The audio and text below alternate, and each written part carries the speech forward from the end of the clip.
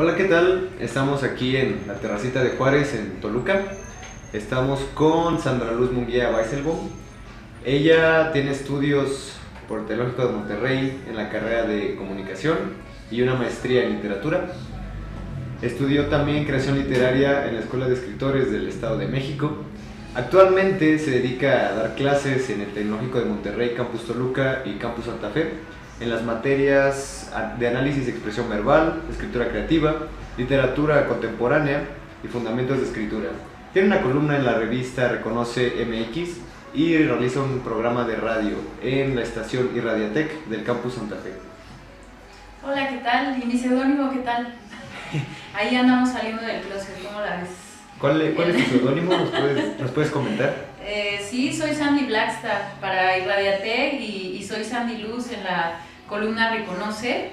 Entonces, ¿y de dónde salieron tus seudónimos? ¿De dónde salieron? Yo creo que tienen una historia, ¿no? Sí, claro, todas las palabras tienen una historia que contar, ¿no? Entonces, incluso un nombre tan largo como el mío. Entonces, sí, efectivamente, fíjate que yo he sido escritora nata desde siempre. La verdad es que pues la escritura nació conmigo, ¿no? ¿A los cuántos años te nació el sentimiento por empezar a escribir y con qué empezaste? Bueno, es que mira, de hecho empecé a leer a los 2 años de edad. Entonces, sí, tengo ahí una herencia de parte de mi familia materna. Mi abuelo era escritor, mi abuelo alemán, y también era maestro de escuela. Entonces, curiosamente, pues bueno, ahora he encontrado que yo también, ¿no? Tengo ahí esos dotes. Mira, todo empezó con criticar las telenovelas de mi mamá, esa es la verdad, ¿de acuerdo? Pues nada, ahí se ponía a ver sus telenovelas y yo se las criticaba, entonces yo me ponía a hacer la versión B de cómo yo quería que transcurriera la trama, que no fuera predecible, y el destino de los personajes. Ya después, más o menos como a los 15 años, tuve la oportunidad de participar en un concurso estatal de cuento. No entendía muy bien las bases, pero pues te puedo decir con mucho gusto que es el primer sueldo que me gané. Y pues a partir de ahí pensé que tenía 14 años. Entonces a partir de ahí pensé que, pues que bueno, yo creo que a veces hay un llamado muy fuerte, ¿no? Que nos lleva a hacer ciertas cosas. Y por eso estudié comunicación, porque era la carrera que tenía en ese momento viable para seguir con mi sueño. Mis padres no me dejaron estudiar letras, esa es la verdad. Entonces pues ya verás que por eso tengo la maestría en literatura y por eso ya después ya estudié formalmente como escritora, ¿no? Creo que nunca es tarde para hacerlo. Entonces pues sí, los seudónimos tienen que ver mucho con mi personalidad profunda, ¿no? Ya dejando a un lado el rollo del abolengo de los apellidos o las cargas morales e institucionales que a veces pesan sobre nosotros. No, la verdadera esencia de la persona, ¿no? Y en esas andamos en plena construcción y transformación, ¿no? Tú como escritora y ávida lectora, ¿qué tan importante consideras que es para una persona, cualquiera, el hacerse fanático de leer? Bueno, yo creo que leer es una necesidad perentoria simplemente para la formación del ser.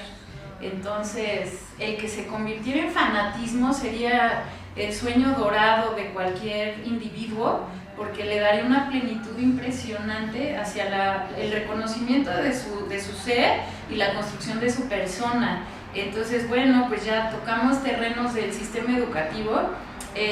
Vamos, es una tragedia que esto que tendría que ser indiscutible, incluso natural, porque realmente somos contadores de historia y somos lectores, pero por naturaleza. Si el ser humano apareció en sus pequeñas sociedades, en sus tribus, contando historias. Entonces el problema es que, pues bueno, se sofistican las sociedades y entonces esto pasa a un segundo plano y pues ahí tienes las consecuencias en los problemas psicológicos que estamos teniendo a nivel individuo y ya en forma a nivel global, ¿no? Entonces me parece grave, es bastante grave que las personas hoy día no quieran leer, pues que se limiten a ser replicadores de contenidos.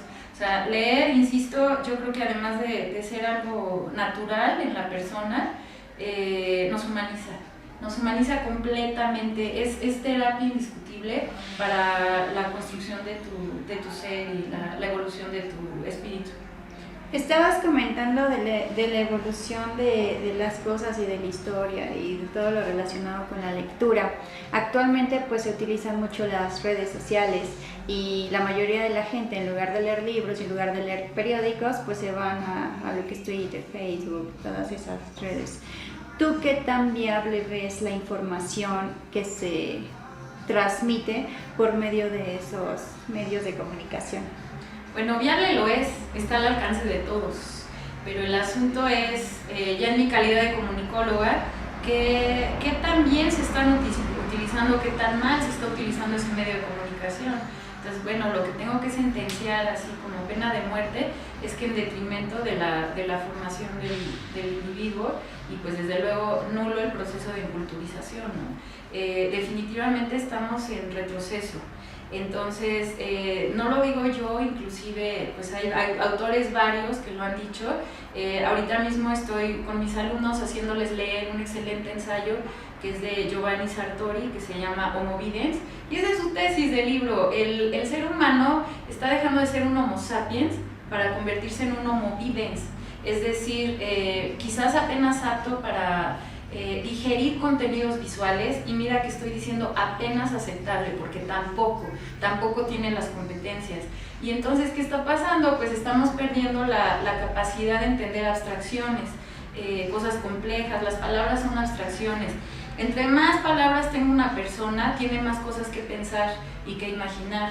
Entonces es lo que no estamos entendiendo acá, ¿no? El leer te lleva automáticamente un proceso de escribir, va de la mano.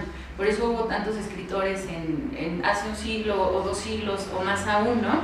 Entonces, pues sí, es un problema social definitivamente, el que estemos adoleciendo de lectores. Preocupante, ¿no? Que una encuesta del INEGI del 2016 arrojó que el mexicano promedio lee 3.4 libros al año, mientras que en Finlandia están leyendo 40, en España, nuestro colonizador, 10. Entonces son cifras que a mí en lo personal sí me atañen, porque, pues bueno, finalmente soy una maestra, estoy tratando de que se entienda este punto que, bueno, para mí es dogma de vida, es decir, en defensa de la lengua, en defensa de la imaginación, de que tengamos un pensamiento más profundo, de que realmente nos podamos llamar seres humanos. Ya hay mucha bestialidad en esta sociedad, ahí tienes los problemas sociales, ¿no? Sin entrar en por mayores, pero la violencia y el narcotráfico.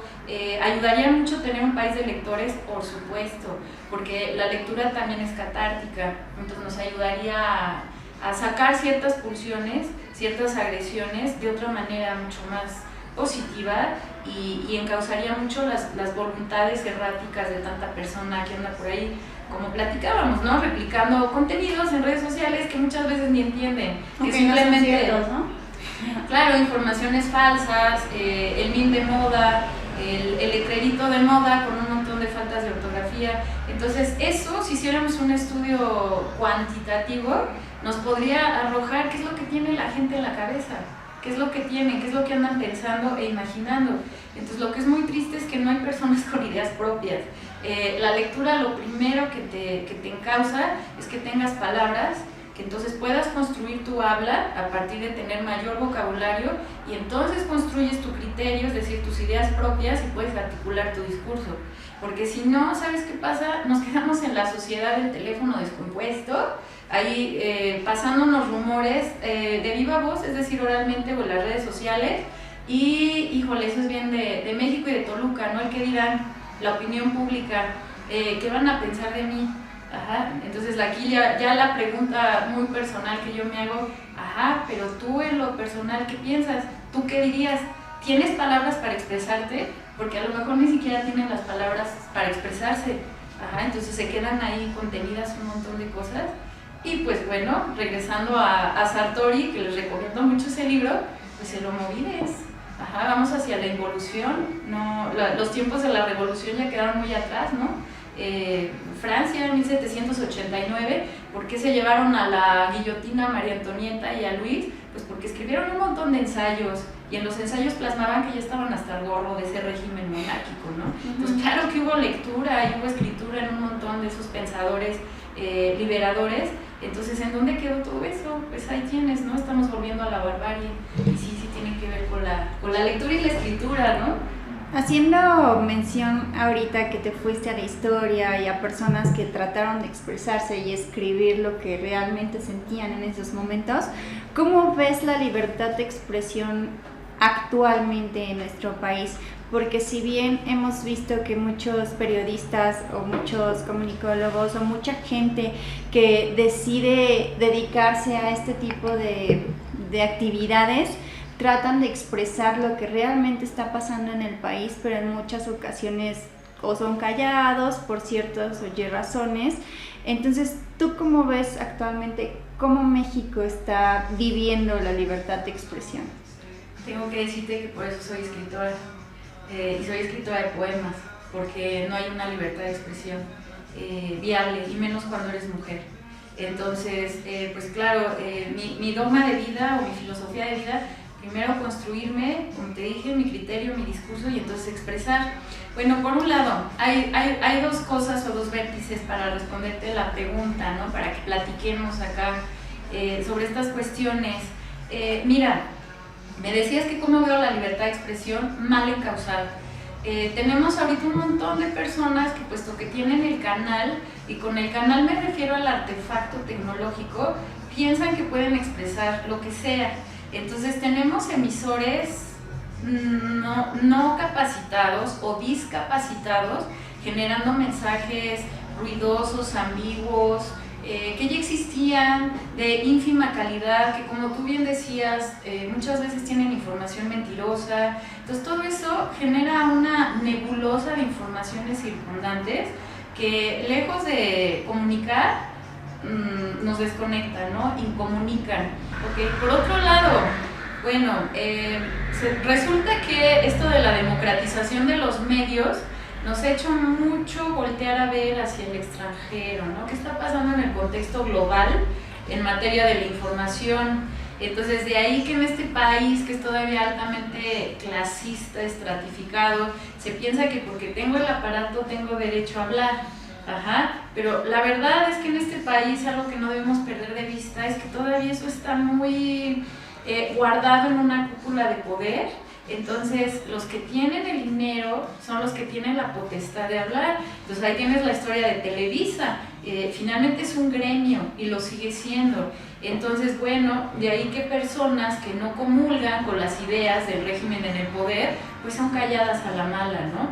Para que pudiéramos hablar realmente de una democratización de los medios legítima, todo el mundo tendría que tener un nivel educativo estándar, es decir, sí ser hasta cierto punto alfabetas en cierto nivel, es decir, leer más de 3.4 libros al año, y por otro lado tener internet.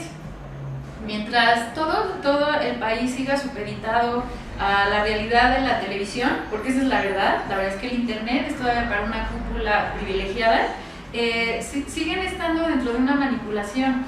Entonces fíjate qué fenómeno tan interesante se hace con los que tenemos el internet, porque pues ahí tienes, ¿no? Acabo de ver el video tonto de una Thalía ahí bailando con un vestido rosa, diciendo tontería, ¿no? Que porque los tengo y no sé qué, y ella es un líder de opinión, ¿ves? Entonces ahí tienes a alguien empoderada haciendo un pésimo uso de la información y a sabiendas de que va a llegar a nivel global. Entonces, bueno, yo aquí incluso como recomendación, fíjate que no soy enemiga de la piratería. He seguido muy de cerca la historia de unos chavos que abrieron un sitio para bajar informaciones en internet, y estoy hablando de Pirate Bay. Hay un documental buenísimo en ese respecto. Han tenido cualquier cantidad de broncas legales, porque obviamente al bajar tú películas desde su sitio, pues le estás dando un poquito en la torre a la industria cinematográfica, ¿no? Porque no estás rentando o no estás comprando el filme. Pero por otro lado, escuchar la postura de esta gente, ¿no? Que bueno, por cierto, ellos todos son universitarios y decidieron abrir su sitio como un ejercicio de libertad de expresión, y que dijeron que quien puede entrar a nuestro sitio pueda descargar lo que quiera, que podamos compartir realmente a nivel mundial informaciones. Entonces, bueno, claro que legalmente, pues no, y los poderes económicos, pues no, han estado en la cárcel, y Pirate Bay ahí sigue. Entonces ves, o sea, lo que te quiero decir con todo esto es que la libertad de expresión sí está supeditada todavía a una forma de pensar bastante retrógrada de la época de la colonia. Sí, el que controla los medios es el que dispone, y no es de extrañarnos que muchos periodistas han desaparecido porque han dicho informaciones que no convenían a los gobernantes en turno. Esa es la verdad. Entonces, pues ahí tienes, ¿no? Yo creo que la libertad de expresión dormida todavía, muy aletargada, impedida con unos grilletes del tamaño del mundo, ¿no? Y más en este país en vías de desarrollo. Actualmente podemos ver en internet toda esta ola de personas que expresan su opinión, dígase los youtubers y los influencers. ¿Cuál es tu postura respecto a estas personas? Para mí el youtuber, así en términos muy generales, es un empresario empoderado, ¿sí? Por otro lado, es una persona que tiene una necesidad de que lo reconozcan, necesita un reconocimiento. Entonces ahí tienes una persona muy ególatra. Entonces tengo la manera de que me vean. Entonces todo empezó con su docena de selfies y ahora es un youtuber. Ajá, te digo, en términos muy generales. Claro que hay algunos que sí tienen un fundamento y que valen la pena, pero el problema es que ya te dije, en este concepto de manada, pues si él lo hizo, yo lo puedo hacer, y yo, ¿no? Creo que el influencer en este sentido se sabe un poquito más, porque el influencer es una persona que, estando en su contexto, sea el que sea, pues empieza a tener un impacto global, y bueno, ya a partir de allí, oye, deberías ir también a lo mejor hacer un canal de YouTube, ¿no? Oye, deberías a lo mejor dar un concierto o dar conferencias. Entonces, como que pienso que el influencer es, y entonces se posiciona. Pero en el caso del youtuber, mi opinión de comunicóloga es que él decide posicionarse y venderse. O sea, se construye una imagen pública intencionada para ser alguien en esta sociedad en donde ya somos tantos. Entonces me parecen imágenes empaquetadas, me parece un estilo de líder de opinión, de cajón, de molde. Está pegando mucho porque ya quedamos que el público es muy mediocre y está de moda. Entonces, mientras esté de moda, si uno y el otro dice que está bien, está bien. Entonces, ¿ves? Necesitamos un país de lectores que tengan capacidad de discernimiento, que tengan la capacidad de decir, a ver, qué discurso, qué mensaje me ofrece este youtuber, por ejemplo, la Yuya, que es una tarada, y qué me ofrece este influencer, y entonces yo discrepar, ¿no? Vamos, el mar está lleno de peces, pero el problema es que la gente inculta, ignorante, están aceptando lo que sea, y además les da risa. No me incluyo, porque honestamente yo no. Les da risa y así se les va la vida, ¿no? Pensando que están muy informados, porque tienen un teléfono y en el teléfono les llegan estas informaciones, ¿no? De una persona ególatra, egocéntrica, o bien las noticias que quieren los gobernantes que desean que sepamos. Una versión muy limitada de las cosas, ¿no? Ok, yo quiero retomar un punto que mencionaste al inicio de la entrevista, que desde pequeña amabas la lectura, ¿no? Y amabas escribir, y que por X o Y circunstancias no pudiste realizar a lo mejor una licenciatura con respecto a eso. Tuviste que hacer comunicación, que es otra cosa que te gusta, pero había otra más que te apasionaba. ¿Qué opinas de los prejuicios profesionales que existen en torno a ese tipo de carreras, lo que son todas las relacionadas con el ámbito de humanidades? Porque creo que son carreras importantes que tendrían un impacto positivo en la sociedad, sin embargo, creo que todos las han estado como aislando, ¿no? Y tratando de hacer menos. ¿Tú qué opinas de eso? Porque tú lo viviste. Sí, la verdad es que es historia de vida, muy, muy interesante tu pregunta. ¿Qué opino? Me causa indignación total. Vamos que volamos hacia el planeta de los simios, en verdad. ¿Por qué? Porque yo considero, y ahora te lo digo en mi potestad de maestra, te podría dar incluso datos, porque los sufro cada semestre con mis alumnos, cada vez llegan peor en cuanto a nivel de capacidades lingüísticas, cómo se expresan, incluso cómo aprecian una fotografía, ¿sabes? Ya no digas una obra de arte, olvídate, ¿qué es eso? Si ni siquiera quieren ir a los museos. Entonces me indigna completamente. Yo creo que la currícula de todas las materias tendría que haber forzado filosofía, literatura y español. La gente no sabe hablar español.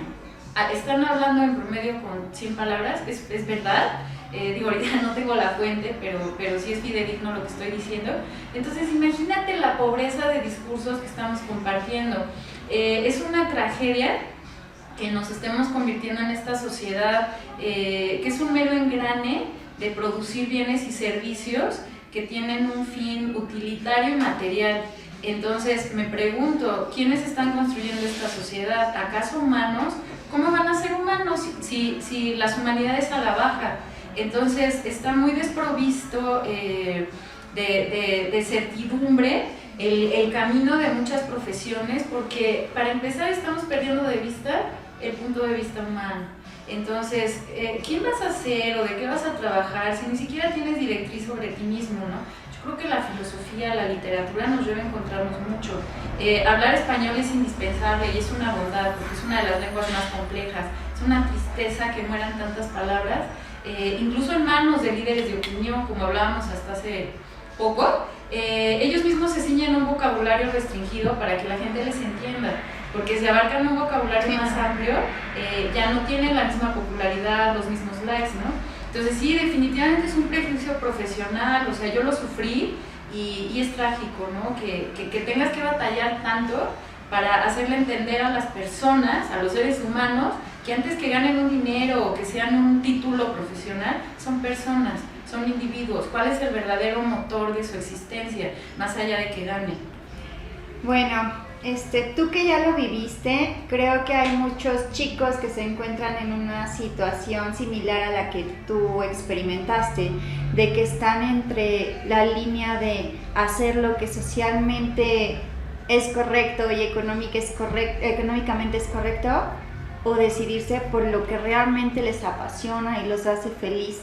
¿Tú qué consejo les darías? Porque si bien o no, tú estudiaste comunicación, pero actualmente tuviste la elección de realizar una maestría y enfocada a la que tú amas, a lo que realmente te apasiona y te hace feliz. ¿Qué consejo le darías a ellos? ¿Que siguieran a la sociedad o que siguieran lo que realmente sienten? Mira, la verdad es que hablo por mi experiencia. Voy a citar a Pablo Neruda, confieso que he vivido, gran poeta. Mira, de todas formas, en una sociedad no todos podemos ser ingenieros, no todos podemos ser doctores, no habría sitios para todos, ¿sabes? Entonces, hasta la naturaleza no se equivoca, ¿no? La selección natural, es decir, son los menos perfiles, los de la gente de humanidades, los de los artistas ni se diga, tienen una sensibilidad extraordinaria. Pero ¿sabes qué? Tienes que seguir ese llamado, porque lo demás se va a acomodar. Yo tengo mucho un lema de vida y ahora te lo digo, o sea, camina y el camino aparecerá. Entonces, finalmente vas a encontrar tu inserción en la sociedad haciendo lo que mejor tú eres. Y por cierto, muchas veces puede ser inspiración, ¿no? Sin querer, para otras personas que todavía están así como dudando. Mira, yo verdaderamente lo intenté. Yo intenté trabajar en la iniciativa privada, yo intenté hacer el trabajo de oficinista. No lo estaba haciendo bien y era muy infeliz. Entonces yo creo que cada quien desde su trinchera, si obedeciera realmente a la construcción de su persona, de su ser, incluso le haría un bien a la sociedad, ¿sabes? Porque haríamos este concepto o estructura de colmena que realmente tendría que estar bien entendido, ¿no? Pensando en las abejas, porque no es cierto que todos podemos ser gerentes, ni dueños de la empresa, ni como dije hace un momento, ¿no? Ni ingenieros. Entonces es terrible que el mismo ser humano le ponga el pie encima a su esencia, que son las humanidades. Una última pregunta.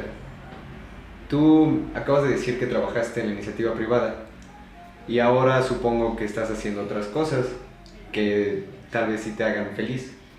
¿Por qué ahora? Es decir, ¿por qué hacerlas justo ahora y tal vez no 5 años antes? Bueno, mira, me interesa mucho lo que me planteas, porque aquí en detrimento, bueno, habla la rebelde sin causa. De entrada soy zurda, entonces verás que yo pienso muy diferente. ¿por qué tiene que haber un reloj, así como el biológico, para todos, ¿no? Yo algo con lo que quisiera cerrar, si en algo puedo aportar en este espacio que gentilmente me otorgan, es que no hay una hora exacta para todo, ¿de acuerdo? O sea, ¿por qué todos los niños tienen que entrar a la escuela a los 4 años y la secundaria a los 13? ¿Me explico? Entonces, eso es algo que me ha enseñado la vida, por un lado.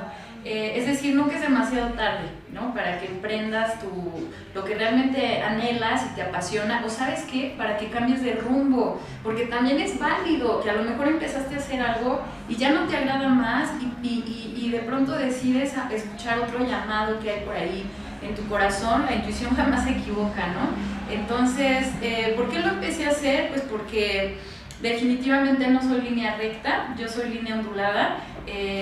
Yo soy una artista en construcción.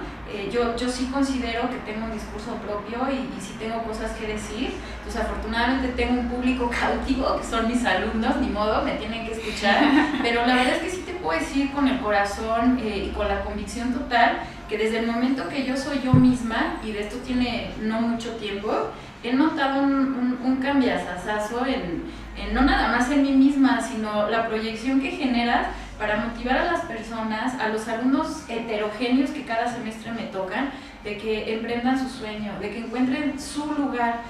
Cada quien tiene su propio colorcito. O sea, yo no estoy pidiendo que todos sean gente de literatura o artistas o de letras, pero todos somos seres humanos.